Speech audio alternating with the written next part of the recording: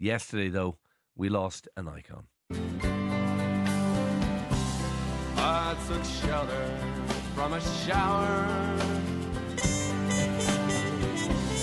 and I stepped into your arms on a rainy night in Soho. The wind was whistling all its charm.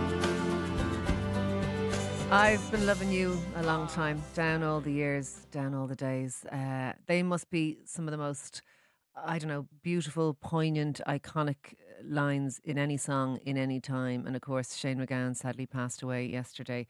That song is a personal resonance for you, Yeah, Does for a lot of people, I suppose, I'm but of the age. It was a bit like when Sinead O'Connor passed away. I'm of the age where you start looking back and you remember all the times you heard the Pogues as the backdrop to your youth. And I do remember being in college and walking home from one of those rowing clubs up the top of the Liffey, wherever they are, and a bunch of us, and it was raining. We were walking down, and a load of us singing "A Rainy Night in Soho" as we walked along by the river. And it was, I just remember it as a kind of a moment, like a snapshot in time. And the same, I remember the year that Fairytale came out. I mean, I know Fairytale's been around for donkeys now, but it came out in 1987.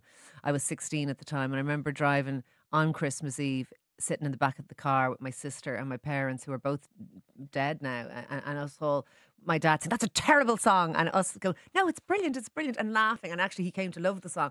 But I remember some moments in my own life with the Pogues as the backdrop, as kind of as standout memories and snapshots in time, and I think that's what a brilliant band or a brilliant musician does. Absolutely. We're going to be talking to Tony Duffin a little bit later in the show, who grew up in London to Irish parents, and he's going to be talking about the importance of the Pogues for him in terms of his identity and so on.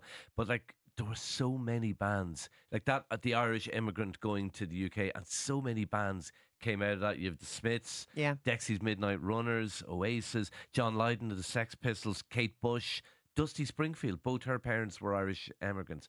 Like, it was incredible. The creativity. That era, I think, is gone. I mean, we still have people going across to England and back, but it's not Pogues, the same. Even more than, say, the Smiths or more than Oasis. Well, they embraced the yes, Irish music, didn't they? That's what I was going to say. And the pathos of the diaspora. I think it's very interesting that Shane wrote Fairytale of New York, having never been to New York. But it was like he had been to New York, because he understood what it was, that pathos of someone who's displaced. The life of an immigrant.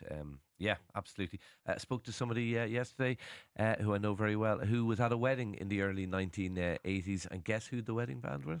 No way. A certain unknown Pogue band Mahone? called the Pogues. Yeah. So he'd said he'd kind of vaguely heard of them. They hadn't made it big yet. They changed from Pogue Mahone to the Pogues, because apparently the BBC, when they worked out what it meant, didn't. We're not playing We're not playing you anymore. Look, let us know. I mean, I know Shane passed away yesterday, and I know lots of people are. It's not news. It's not news to you that he's gone. But I think. What did it mean to you? I think he meant more to an awful lot of people than. I don't know. I think he's important. He was important to the fabric of Ireland. Let us know what you think.